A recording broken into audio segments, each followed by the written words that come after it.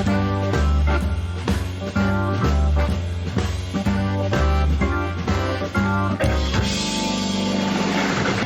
into the Future Sox podcast. I'm Elijah Evans, and I am here with another special edition interview podcast today. I've got Jordan Leasure, a relief pitcher for the White Sox, who was acquired this past trade deadline by the White Sox, who kind of finished out his season in Charlotte and is now at the Arizona Fall League, working through getting more innings under his belt and getting ready for 2024. How you doing, Jordan? Good to see you. How are you? Good, man. Appreciate you coming on. We'll get into the pitching soon because we got a lot to talk about on that side. But we'll start Mhm. with kind of this transition. It's been a crazy year for you, of course. Obviously, you don't ever necessarily expect to get traded. How was the trade this summer and just kind of adjusting to the White Sox organization once you came over from the Dodgers? Yeah, it was pretty cool. Like you said, never really expect to be a part of something like that. But with that being said, it's also in the back of your mind when all that is happening.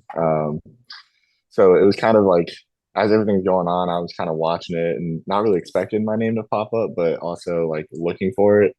And so whenever it did happen, it was kind of a little surreal. I was blown away for sure. It didn't feel real for quite a while, but everything happened so quick. I was with the Charlotte Knights the next day after getting Yeah. traded, whole new org, whole new team, new teammates, everything.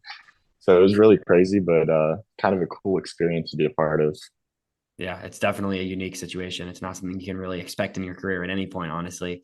Yeah. Going back even further, I always like to talk to people a little bit about, what really got you to where you are today. Is there anything throughout your childhood or growing up that really, pushed you into being a professional baseball player as you are today? I mean, I kind of just started playing when I was 8. I didn't start with T-ball. I just started when I was 8 years old. And it was kind of one of those things where like my mom and my grandpa just kept like I wanted to keep going, so they kept supporting me. And so as I got older, got into high school, got into college, like whatever I needed, they supported me going to all my games and stuff. So honestly, just having their support growing up, keep playing, that was honestly the biggest thing for me. And without them, I don't think I'd still be here. But my work ethic, just keep playing, keep working, wanting to be the best at every level I've been at. I think that's been the main difference for me.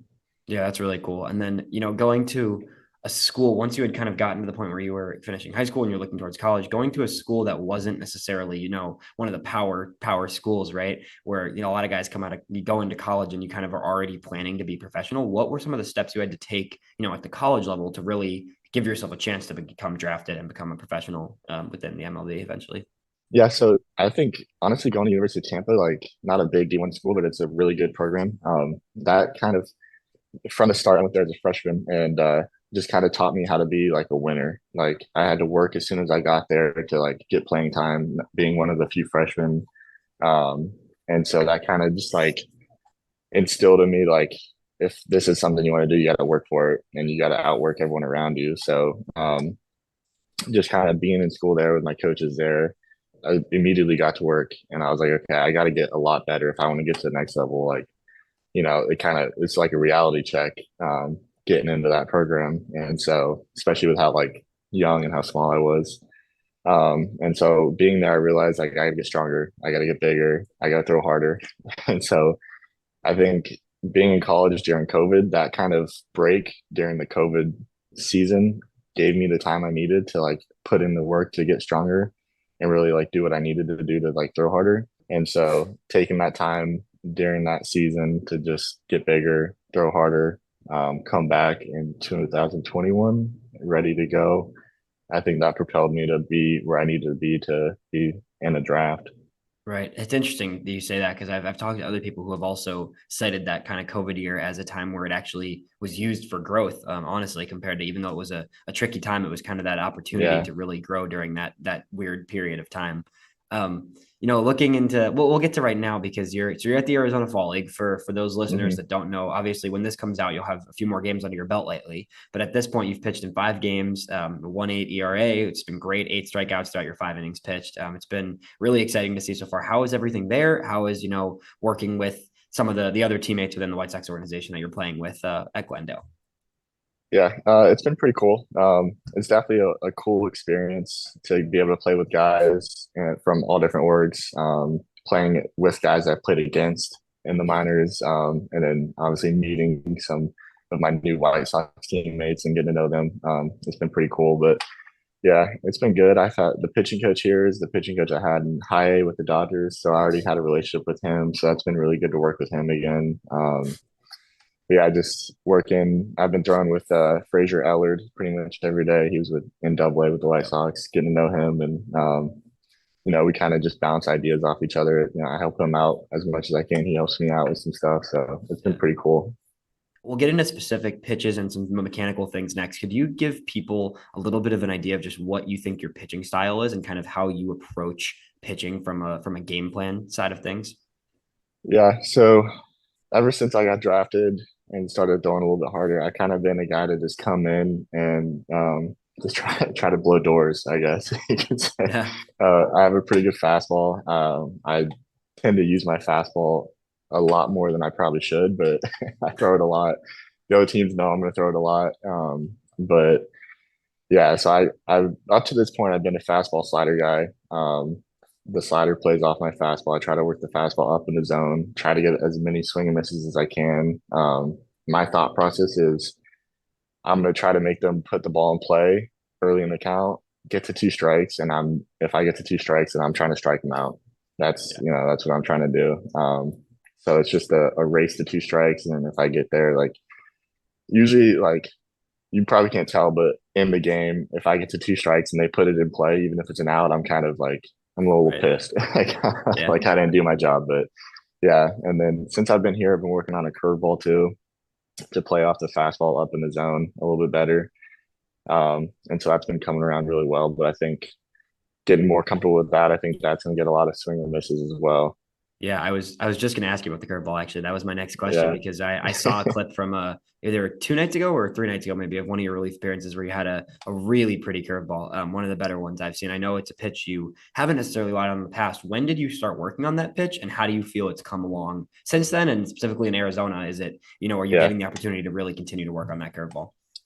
Yeah, so that's kind of the main reason I'm here, I think, is Yeah, the White Sox wanted to keep throwing that and get a lot more comfortable with it. But I started working on it pretty much a couple weeks after I got traded over when I was in Charlotte. Our pitching coordinator with the White Sox said, he wanted me to have a third pitch, and he thought a curveball would be the best option for me, the way that I can spin my fastball and the way my fastball plays up in the zone, having the curveball tunnel off of that.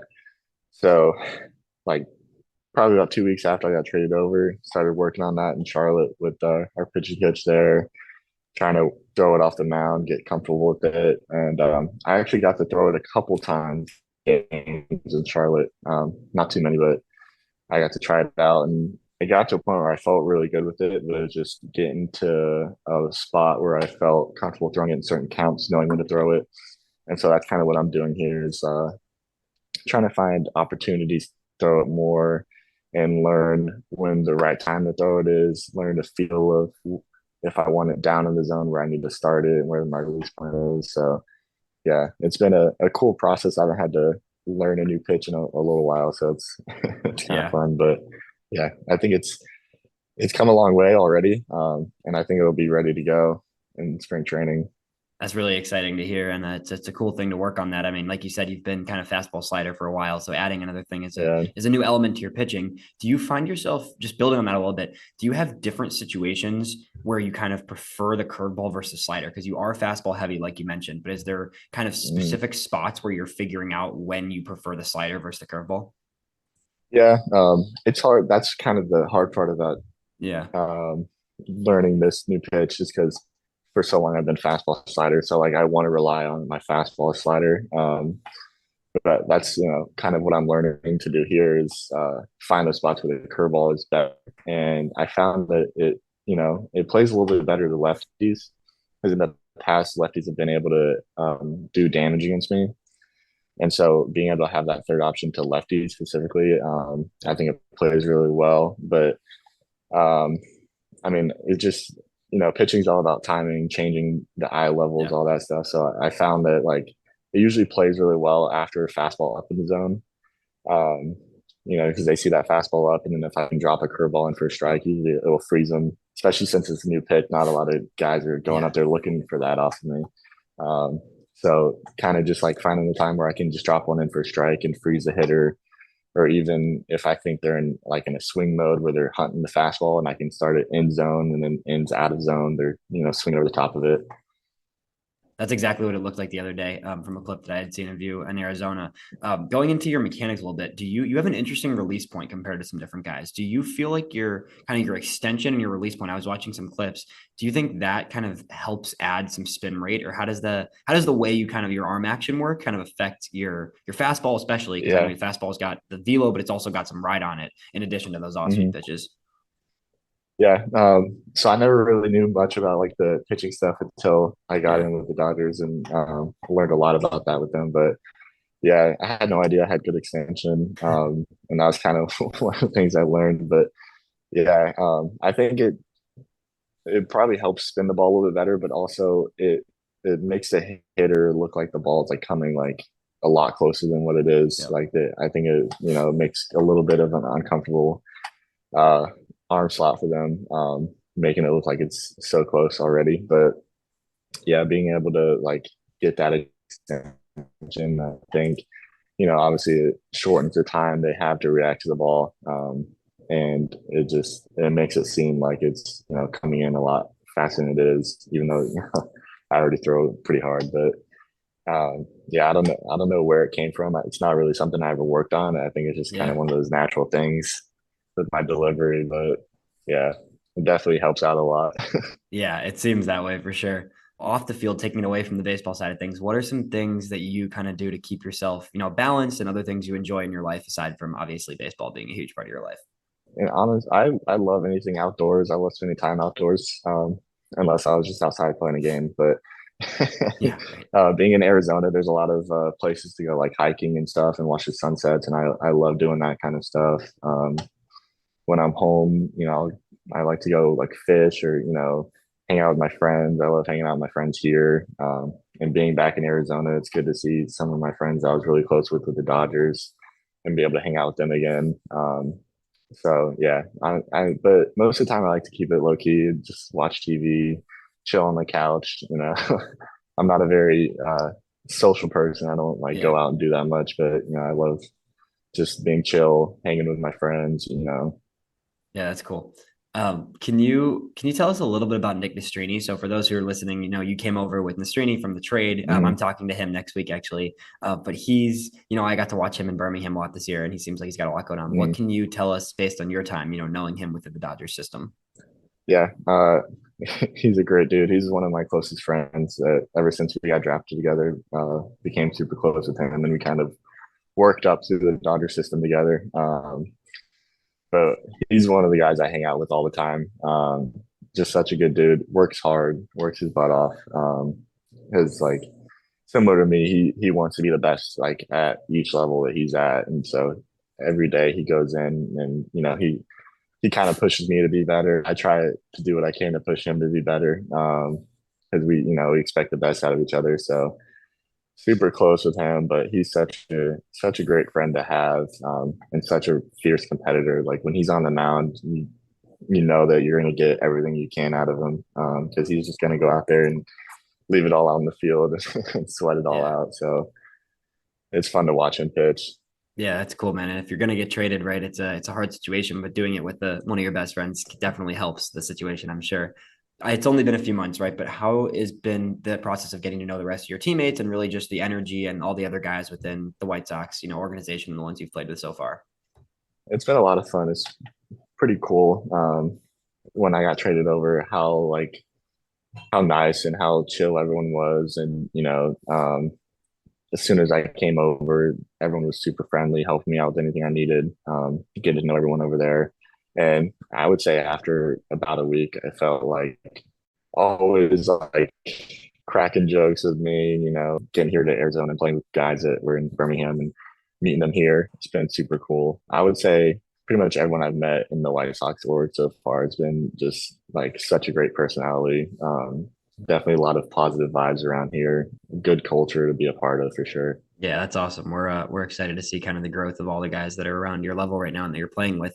What is your Yeah, we'll finish up on this mostly. What does the rest of your off season look like? Obviously you're in Arizona right now, then post Arizona, what does the rest of your time look like? And kind of looking into next year, what are you kind of planning towards? I'm looking forward to going home for sure. Going home to Tampa and just Yeah. relaxing for a little bit. But I'm excited to get back to work and get throwing again, throwing off the mound with a fresh arm, kind of, and just working towards spring training. Because obviously a big goal for me, hopefully, to come to spring training and get an invite to big league camp and kind of show these coaches that I'm ready to help them out next year, however I can Yeah. out of the bullpen, however they need me in Chicago. So it's kind of what the goal I have for myself for next year. So I think this offseason, just working towards that, whatever I need to do, I'm going to try to show up ready to go. Yeah, I was just gonna say, where I think a lot of people are hoping to see you in the major leagues in 2024, and I definitely myself am hoping to see that. So we wish you the best of luck, and we appreciate you coming on and getting to share a little bit about Yeah, yourself with fans. yeah, of course. Thanks for having me.